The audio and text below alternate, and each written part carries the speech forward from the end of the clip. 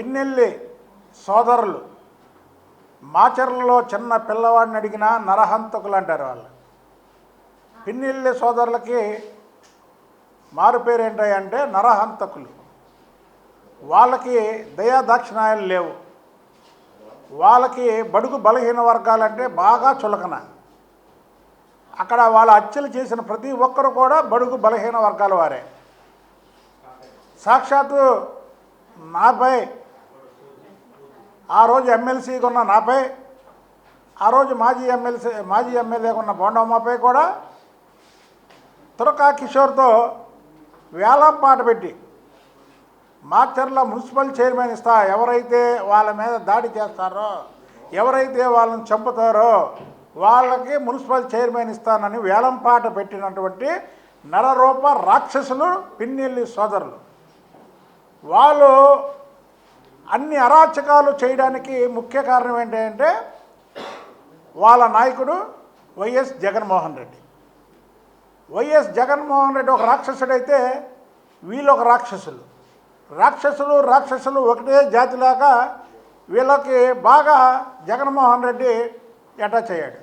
ఈరోజు ఎందుకు చెప్తున్నామంటే ఈ విషయాలన్నీ సుప్రీంకోర్టు ఆదేశాల ప్రకారం ఏదైతే భారతదేశంలో అత్యున్నతమైనటువంటి న్యాయస్థానం సుప్రీంకోర్టు ఆదేశాల మేరకు పిన్నెల్లి సోదరుల్ని అరెస్ట్ చేస్తే దీని మీద ఈ రాక్షస సైకో జగన్మోహన్ రెడ్డి ఇది అన్యాయం అంటాడు, ఇది అక్రమం అంటాడు, ఇది ప్రభుత్వం కుట్ర అంటాడు.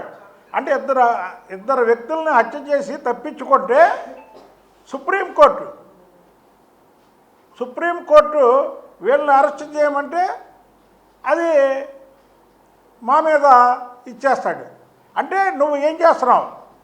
ఈ రాష్ట్రంలో బడుగు బలహీన వర్గాల వారిని అందరినీ చంపేయాలి, వాళ్ళు ఉండడానికి వీలు లేదు, వీళ్ళందరూ తెలుగుదేశం పార్టీకి సపోర్టర్లు అనే కదా నీ ఉద్దేశం. ఒక కులాన్ని నువ్వు ముఖ్యమంత్రి అయినప్పుడు టార్గెట్ చేసావు, వారంతా తెలుగుదేశం పార్టీకి చెందినవారని. ఇంకొక కులాన్ని టార్గెట్ చేసి పవన్ కళ్యాణ్ గారి మీద అనేక మాటలు మాట్లాడావు, అంటే వాళ్ళు కూడా మీకు ఏరని.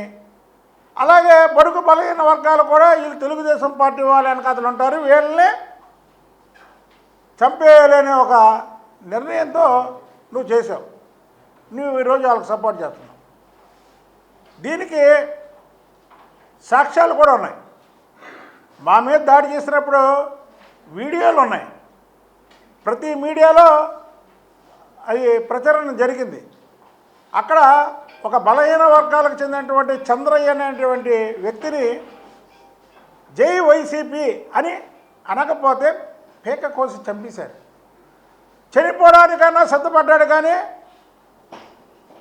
వైసీపీకి జై చెప్పలా ఆ చంద్రయ్య. అది బడుగు బలహీన వర్గాల వారి కమిట్మెంట్, అది బడుగు బలహీన వర్గాల వారికి ఉన్నటువంటి నీతి నిజాయితీ. ఇవాళ కొవ్వొత్తుల ప్రదర్శన అంట. వీళ్ళేదో స్వాతంత్ర సమరయోధులు జైలుకి వెళ్ళినట్టు జగన్ మళ్ళీ ఒక బ్యాచ్ని నెల్లూరులో ఉన్నటువంటి మాజీ మంత్రిని అలాగే సిద్ధార్థారెడ్డిని జైలుకి వెళ్ళి పరామర్శించమని కొవ్వొత్తుల ప్రదర్శన, అలాగే జగన్మోహన్ రెడ్డి సంఘీభావం. అంటే ఏంటి ఈ రాష్ట్రాన్ని ఏం చేద్దామని మీరు ఏం చేద్దామని చెప్పండి. ఇదే చంద్రబాబు నాయుడు గారు కానీ తెలుగుదేశం పార్టీలో ఉండి ఇంత రాక్షసత్వంగా కానీ ప్రవర్తించి ఇన్ని హత్యలు చేస్తే ఇమీడియట్గా సస్పెండ్ చేస్తారు. ఆయన తప్పేం కాదు, ఆయన ప్రజాక్షేమం ముఖ్యం. ఏదో నీ పార్టీలో ఉన్నారు, నీకు బలం చేకూరుస్తారు అని చెప్పి పిన్నెల్లి సోదరులను నువ్వు వెనకేసుకురావడం నీ రాక్షస జాతిని కాపాడుకోవడం అవుతుంది తప్ప ఇది కాదు. ఒక ముఖ్యమంత్రిగా చేసినటువంటి వ్యక్తివి, ఒక ప్రతిపక్ష నాయకుడిగా పనిచేసినటువంటి వ్యక్తివి, ఇద్దరు వ్యక్తుల్ని చంపేసి ఇన్నాళ్ళు తప్పించుకున్నటువంటి వ్యక్తుల్ని లోపడేస్తే వాళ్ళకి సంఘీభావం తెలపడం అనేది చాలా నీచమైన పద్ధతి. ఆ రోజు నువ్వు ముఖ్యమంత్రిగా ఉన్నప్పుడు ఒక ఎమ్మెల్సీగా ఆ రోజు నేను శాసనమండలిలో ఉన్నప్పుడు వాళ్ళు దాడి చేస్తే ఖండించలేదే? ఖండించవా నువ్వు? ఒక ముఖ్యమంత్రిగా ఖండించే బాధ్యత నీకు లేదా? ఈ రాష్ట్రంలో జగన్మోహన్ రెడ్డి నాయకత్వాన్ని బలపరచడం అంటే ఎవరైనా రాష్ట్రాన్ని చిన్న భిన్నం చేసుకోవడానికే ఆయన నాయకత్వాన్ని బలపరచడం. దయచేసి ప్రజలకు కూడా చెప్తున్నా, బిర్యానీ ప్యాకెట్లకో వాళ్ళు ఇచ్చే డబ్బులకో జగన్మోహన్ రెడ్డి వచ్చినప్పుడు ఆయనకి స్వాగతం పలకడానికి అలా మాజీ ఎమ్మెల్యేలు మాజీ మంత్రులు వెళ్తే వెళ్ళకండి. ఎందుకు వెళ్ళొద్దంటున్నానంటే ఈ రాష్ట్రం ఇప్పుడిప్పుడే గాడిన పడుతుంది. అప్పుల ఊబిలో ఉన్నటువంటి రాష్ట్రానికి 16,000 కోట్ల అప్పుల ఊబిలో ఉన్నటువంటి రాష్ట్రానికి ఆనాడు 2014 నుంచి 2019 వరకు చంద్రబాబు నాయుడు గారు ముఖ్యమంత్రిగా పనిచేసి ఈ రాష్ట్రాన్ని ఒక గాలిలో పెడితే మళ్ళీ 19 నుంచి 24 వరకు వచ్చి నాశనం చేశాడు. మళ్ళీ ఈరోజు అహర్నిశలు కష్టపడుతున్నారు కూటమి ప్రభుత్వం. ఒక పక్క చంద్రబాబు గారు, మరో పక్క లోకేష్ బాబు గారు, మరో పక్క పవన్ కళ్యాణ్ గారు, కేంద్రం మోడీ గారు సపోర్ట్ చేస్తూ ఈ రాష్ట్రాన్ని ఎలాగైనా ఒక గాడిలో పెట్టాలనే దృఢ సంకల్పంతో కూటమి ప్రభుత్వం ఉంది. కానీ ఈ జగన్మోహన్ రెడ్డి ఏం చేస్తున్నాడు? ఋషులు యాగం చేస్తుంటే రాక్షసులు దాన్ని పాడు చేయడానికి చూసినట్టు మళ్ళీ ఏదో ఒక కథ అల్లుతాడు. ఏదో ఒక కథ అల్లడం, దీన్ని డైవర్ట్ చేయడం. డైవర్షన్ పాలిటిక్స్ జగన్మోహన్ రెడ్డికి అలవాటైపోతుంది. అతను మాట్లాడే విధానం చూస్తుంటే అతనికి మైండ్ కూడా సరిగ్గా లేదు, మతి స్థిమితం లేదు జగన్మోహన్ రెడ్డికి.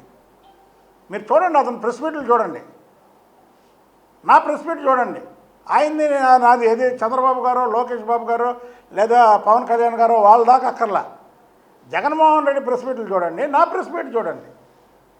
నేను ఎలా మాట్లాడుతున్నానో ఆయన ఎలా మాట్లాడుతున్నాడు.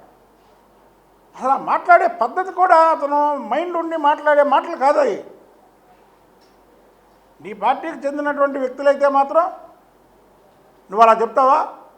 ఇవాళ మాచర్ల ప్రజలందరూ కూడా సంతోషాలతో దీపావళి చేసుకుంటున్నారు.